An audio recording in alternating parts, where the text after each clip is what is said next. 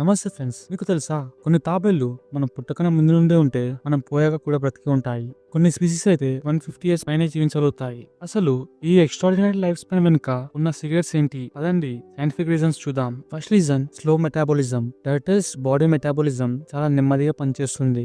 మనం ఒక గంటలో యూజ్ చేసే ఎనర్జీని టర్టిల్స్ ఒక రోజంతా గ్రాడ్యువల్ గా యూజ్ చేస్తాయి. బాడీలో ప్రాసెస్ స్లోగా జరిగితే సెల్ డ్యామేజ్ తక్కువ ఉంటుంది అండ్ ఏజింగ్ ప్రాసెస్ కూడా స్లో అవుతుంది.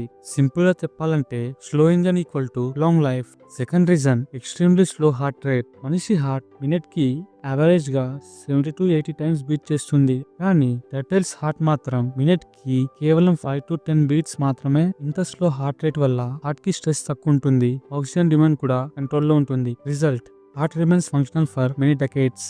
Third and most important reason strong DNA repair system.